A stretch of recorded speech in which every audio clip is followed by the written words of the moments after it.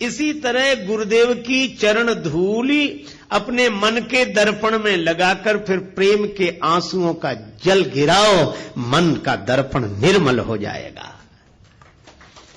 और इसीलिए तुलसीदास जी यहां कहते हैं, श्री गुरु चरण सरोज रज रज सुधार कर, किसके लिए? निज मन मुकुर सुधार। अपना मन रूपी दर्पण ठीक कर लें और अपना मन जैसा होगा वैसा ही चेहरा दिखाई देगा। तो मन पवित्र हो जाए। निर्मल मन जन सो मोहि पावा। निर्मल मन जिसका होता है उसे भगवान मिलते हैं। तो मन की निर्मलता से मिलते हैं भगवान, और गुरुदेव की कृपा से होता है मन निर्मल। तो यहां से श्री तुलसीदास जी हनुमान चालीसा आरंभ करते हैं। यह मन पवित्र क्यों कर रहे हो? वर्णो रघुवर विमल यश विमल जस जो दायक फल चार। गुरुदेव की चरण रज का अंजन बनाकर, ज्ञान वैराग्य की आंखें पवित्र करके, गुरुदेव की चरण धूलि से मन रूपी दर्पण को पवित्र करके, मैं श्री राम जी के चरित्र का वर्णन कर रहा हूं। वर्णौ रघुवर विमल जस। अच्छा एक बात बताओ, हनुमान चालीसा में तो हनुमान जी की महिमा ही गाई गई, पर वर्णौ रघुवर विमल जस कह रहे मैं राम जी का पवित्र यश वर्णन कर रहा हूं। राम जी का यश वर्णन कर रहे हैं और महिमा हनुमान जी की गा रहे हैं। क्यों? तुलसीदास जी बोले मैं हनुमान जी का स्वभाव जानता हूं, वैसे आएंगे ही नहीं बुलाने पर। एक ही है कारण उन्हें बुलाने का। ये कहो वर्णो रघुवर विमल जस। हम राम जी के गुण गा रहे हैं, राम जी का पवित्र यश गाना चाहते हैं, तो हनुमान जी तुरंत आ जाएंगे। क्यों आ जाएंगे? क्योंकि रामचरित सुनीवे को रसिया। रामचरित सुनीवे को रसिया। राम लखन सीता मन बसिया। राम लखन सीता मन बसिया। राम लखन सीता मन बसिया। वर्णौ रघुवर, और राम जी का नाम दिया यहां रघुवर। रघु के कुल में जो सबसे अधिक श्रेष्ठ हुए हैं रघुवर, रघुवंश में जो श्रेष्ठ, ऐसे श्री राम जी का यश वर्णन करो। अच्छा यश कैसा है? विमल यश। राम जी का यश निर्मल है। तुलसीदास जी ने एक जगह लिखा रामचरितमानस में कि भगवान के जो गुण हैं यह पवित्र धागा है। जुगुत वेद पुन पोई हई रामचरित वर ताग। वर माने श्रेष्ठ, ताग माने तागा, धागा। और कवियों की कविता हो ये कवि तो मुक्ता मणि चारु। कवियों की कविता मोती है। किसी ने तुलसीदास जी से कहा कि यह उपमा तो बड़ी विचित्र है। मोती कीमती होता कि धागा? तुलसीदास जी बोले कीमती तो मोती होता है। तो बोले कवियों की कविता कीमती है कि राम जी का चरित्र? तुलसीदास जी बोले राम जी का चरित्र। राम तुम्हारा चरित्र स्वयं ही काव्य है, कोई कवि बन जाए सहज संभाव्य है। मैत्री शरण गुप्त जी की यह पावन पंक्तियां सचमुच राम जी के चरित्र की ही विशेषता है। ठीक है, तो कवियों की कविता को मोती क्यों बनाया आप? राम जी के चरित्र के प्रेरक प्रसंगों को मोती बनाते और कवियों की जो श्रृंखला आई है कविता की उसको धागा बनाते। तुलसीदास जी बोले हमने जानबूझकर नहीं बनाया। क्यों? बोले मोती भले ही कीमती हो लेकिन मोती की माला बनानी पड़ेगी तो मोती में छिद्र करना पड़ेगा। अब मैं राम जी के चरित्र को मोती की उपमा कैसे दे दूं, क्योंकि हमारे राम जी के चरित्र में तो कहीं छिद्र है ही नहीं, इसलिए मैंने मोती नहीं बनाया। हाँ, राम जी का चरित्र धागा है और यह धागा इतना अनंत है कि चाहे जितनी कवियों की कविता रूपी मोती इसमें पिरो दिए जाएं, पर इस धागे का कभी अंत होने वाला नहीं है। हरि अनंत हरि कथा अनंता। राम जी का चरित्र ऐसा पवित्र चरित्र है, तुलना नहीं करनी चाहिए, कोबड़ छोट कहत अपराध हो, पर राम जी अपने आप में अद्वितीय हैं। निरुपम न उपमा आन राम समान राम निगम कहें। भगवान श्री राम से गुरुदेव विश्वामित्र जी ने कहा कि राघवेंद्र इस शिला को चरण छुलाओ, इसका उद्धार होगा। चरण कमल रज चाहती कृपा करहु रघुवीर। राम जी ने कहा गुरुदेव आपके आगे, आप तो हमारे भी गुरु जी हैं, आप चरण छुला दें। गुरु जी बोले बात बड़े छोटे की नहीं है, मैं तुम्हारा गुरु हूं, मेरी बड़ी महिमा है, तुमसे भी बड़ी महिमा है, लेकिन अपने अपने विभाग की बात होती है।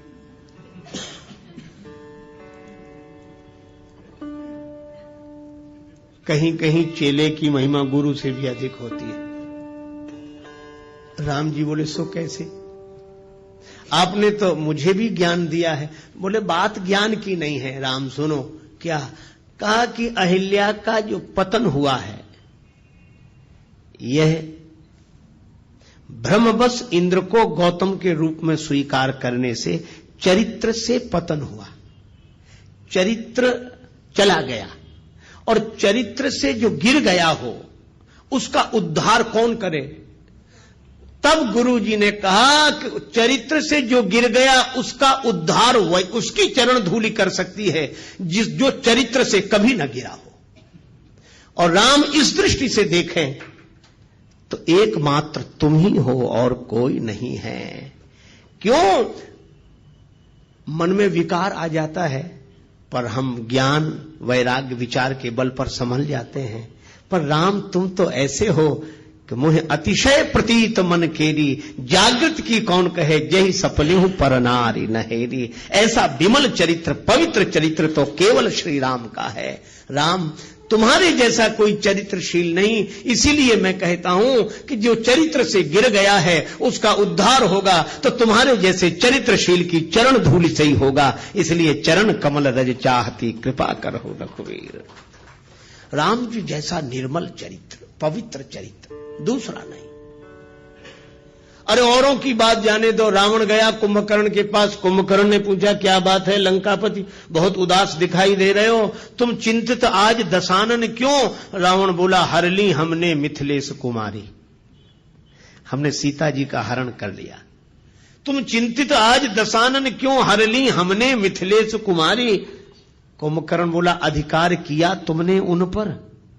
रावण बोला लखती ही नहीं वह और हमारी, वे हमारी ओर देखती तक नहीं।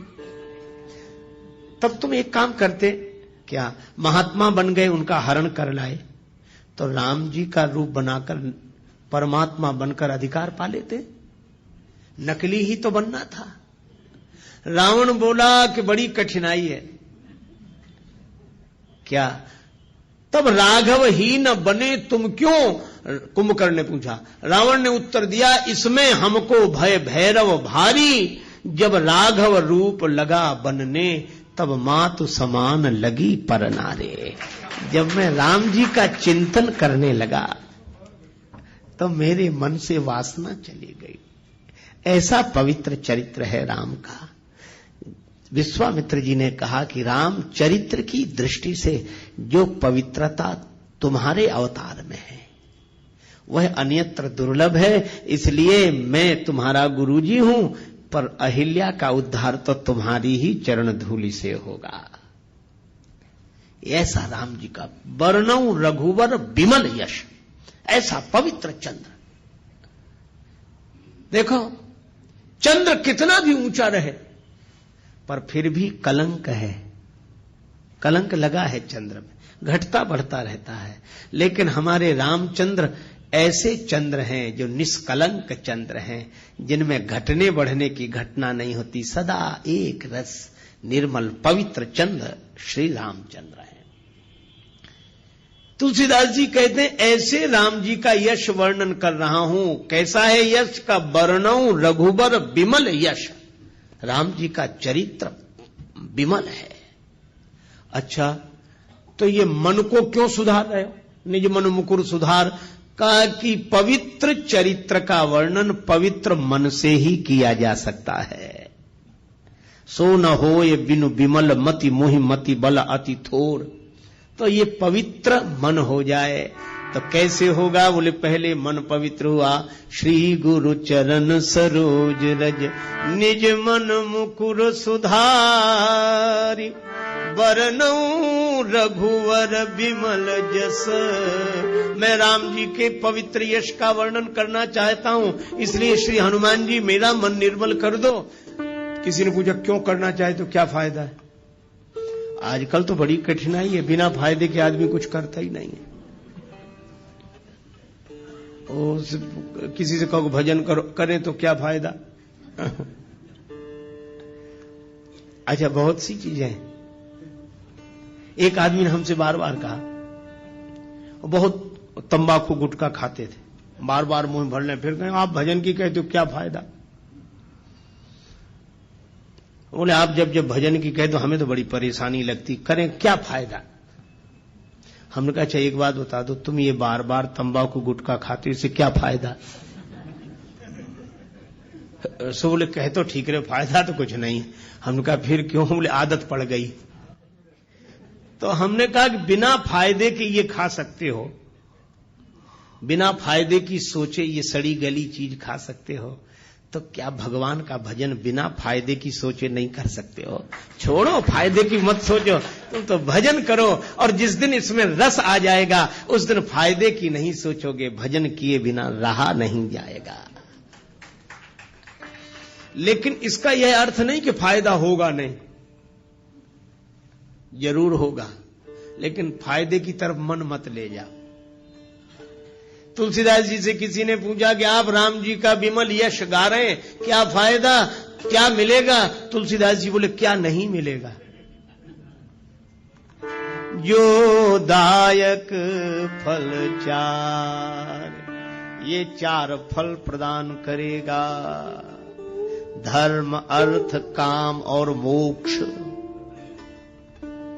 राम जी का चरित्र गाने वाला। देखो जब व्यक्ति बोलता है ना, दिमाग से बोलता है, कोई बात कहता, विचार दिमाग से, लेकिन जब कोई गीत गाता है तो दिल से।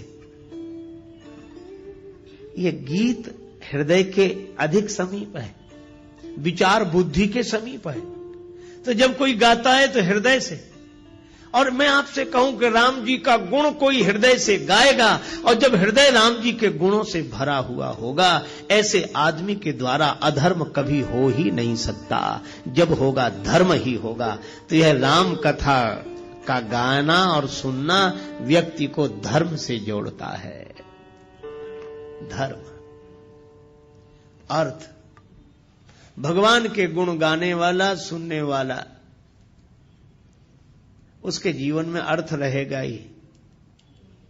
क्यों रहेगा?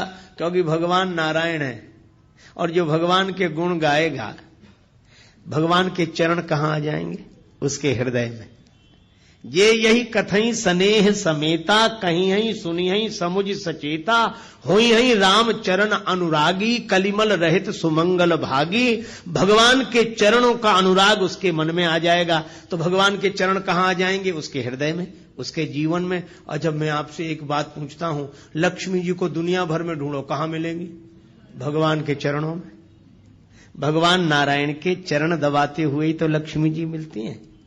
इसीलिए जो भगवान के गुण गाएगा उसका जीवन धर्ममय हो जाएगा। जो भगवान के गुण गाएगा, सुनेगा और भगवान के चरण उसके मन में आ गए तो भगवान के उन चरणों की सेवा करने के लिए लक्ष्मी जी अर्थ बनकर उसके जीवन में आ जाएंगी। धर्म, अर्थ। और जो राम जी के गुण गाकर ऐसे मस्त हो जाए कि उसकी कोई कामना न रहे, प्रेम में भर जाए। विभीषण जी ने यही कहा कि लंका का राज्य पाने की वासना पहले थी, उर कछु प्रथम वासना रही, प्रभुपद प्रीति सरित सो वही। आपका प्रेम उमड़ गया तो वो भी इच्छा नहीं रही, हमें कुछ नहीं चाहिए, कुछ नहीं चाहिए, हमारी कोई इच्छा नहीं, कोई कामना नहीं। भगवान ने कहा कि तुम्हारी कोई इच्छा नहीं, पर अब हमारी इच्छा हो गई। तुम निष्काम हो गए तो हम सकाम हो गए, अब हमारे मन में इच्छा है। यद्यपि सखा तव इच्छा नाही, मोर दरस अमोघ जग माही। तो भगवान के मन में भक्त की इच्छा पूर्ण करने की इच्छा हो जाए तो उसकी कौन सी कामना ऐसी होगी जो पूरी ना हो जाए, वह पूर्ण काम हो जाएगा। इसलिए धर्म, अर्थ, काम, और जो भगवान के अनुराग में डूब गया है उसे जगत का राग बांध नहीं सकता। इसलिए मोक्ष तो उसको सहज प्राप्त हो गया। वर्णौ रघुवर विमल जस जो दायक फल चार। यह हनुमान चालीसा के दोहे का आशय। श्री गुरु चरण सरोज रज, निज मन मुकुर सुधारे। मुकुर माने दर्पण। वर्णौ रघुवर विमल यश, जो दायक फल चार। अच्छा, जब यह सब जानते हो तो राम जी के गुणों का वर्णन शुरू करो। चारों फल मिलेंगे, करो शुरू। तुलसीदास जी बोले भगवान का यश है विमल, और बुद्धि भी कैसी चाहिए? विमल सो न होय बिनु विमल मति, मोहि मति बल अति थोर। करौ कृपा, सब कृपा करो मुझे पवित्र बुद्धि की प्राप्ति हो जाए। तो अब किससे कृपा की याचना कर रहे हो? तुलसीदास जी बोले बुद्धिहीन तनु जान के, सुमिरो पवन कुमार। यह शरीर बुद्धिहीन है, शरीर तो है पर इसमें समझ नहीं है, इसीलिए हनुमान जी का स्मरण करना। अच्छा, बुद्धि नहीं है तो हनुमान जी से क्यों मांग रहे हो? बोले इसलिए हनुमान जी बुद्धि के भंडार हैं। बुद्धिमताम वरिष्ठम और ज्ञानी नाम अग्रगण्यम। ज्ञानियों में अग्रगण्य हैं, बुद्धिमानों में सर्वश्रेष्ठ हैं। तो जो बुद्धि के भंडार हैं, है ना, जो जिस चीज का भंडार हो उससे वही चीज मांगी जाती। हनुमान जी आप बुद्धिमान हैं, आप बलवान हैं और आप विद्यावान हैं, इसलिए तीनों चीजें हमें दे दो। बल बुद्धि विद्या देहु मोहि, हरहु कलेश विकार। बल भी चाहिए, बुद्धि भी चाहिए, विद्या भी चाहिए, है ना। देखो, तलवार चलाना आना चाहिए, पर चलाने के लिए तलवार भी तो चाहिए। तो विद्या का उपयोग करने के लिए बुद्धि चाहिए, पर बुद्धि जिसका उपयोग कर सके ऐसी विद्या भी तो चाहिए। तो बुद्धि और विद्या दोनों।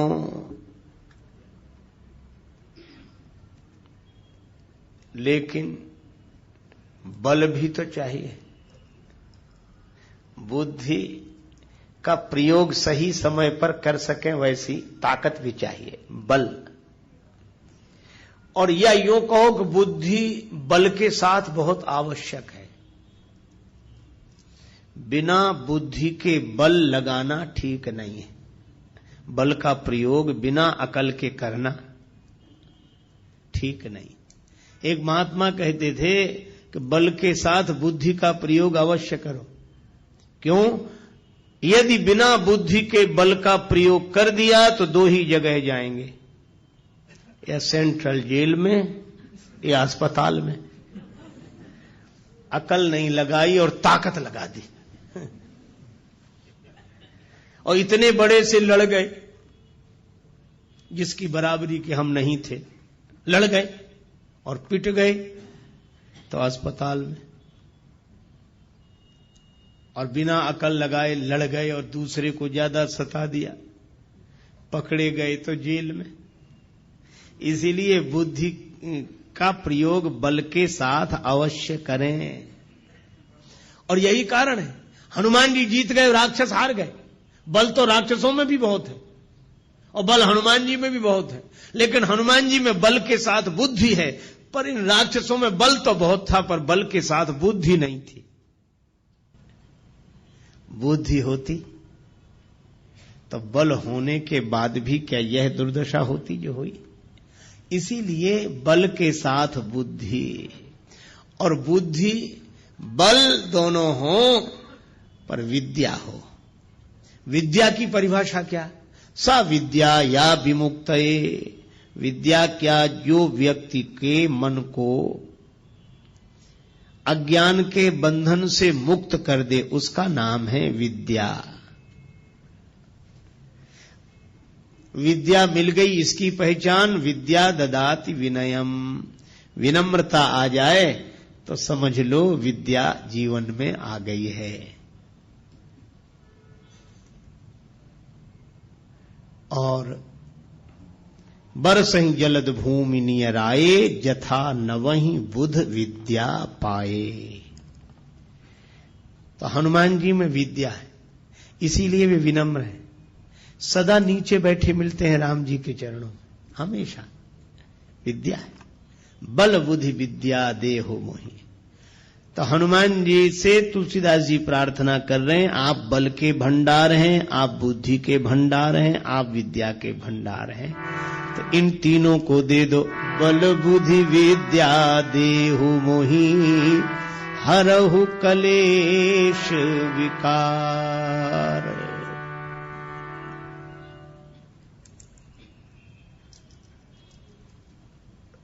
देखो, कलेश दूर हो जाए। राग द्वेष ये कलेश है। अभिनिवेश, अस्मिता, अविद्या, अविद्या, अस्मिता, अभिनिवेश, राग द्वेष, यह 5 क्लेश हैं योग शास्त्र के अनुसार। ये क्लेश मिट जाएं, विद्या होगी तो अविद्या नहीं होगी, विनम्रता होगी तो अस्मिता नहीं होगी, वैराग्य होगा तो अभिनिवेश नहीं होगा, और ज्ञान वैराग्य जब होंगे तो न राग होगा न द्वेष होगा। ये 5 क्लेश मिट जाएं। बल बुद्धि विद्या देहु मोहि, हरहु कलेश और विकार, काम क्रोध मोह, लोभ मोह मद मत्सर। इसी तरह गुरुदेव की चरण धूली अपने मन के दर्पण में लगाकर फिर प्रेम के आंसुओं का जल गिराओ, मन का दर्पण निर्मल हो जाएगा। और इसीलिए तुलसीदास जी यहां कहते हैं, श्री गुरु चरण सरोज रज रज सुधार कर, किसके लिए? निज मन मुकुर सुधार। अपना मन रूपी दर्पण ठीक कर लें, और अपना मन जैसा होगा वैसा ही चेहरा दिखाई देगा। तो मन पवित्र हो जाए। निर्मल मन जन सो मोहि पावा। निर्मल मन जिसका होता है उसे भगवान मिलते हैं। तो मन की निर्मलता से मिलते हैं भगवान, और गुरुदेव की कृपा से होता है मन निर्मल। तो यहां से श्री तुलसीदास जी हनुमान चालीसा आरंभ करते हैं। यह मन पवित्र क्यों कर रहे हो? वर्णो रघुवर विमल यश, विमल जस जो दायक फल चारि। गुरुदेव की चरण रज का अंजन बनाकर, ज्ञान वैराग्य की आंखें पवित्र करके गुरुदेव की चरण धूलि से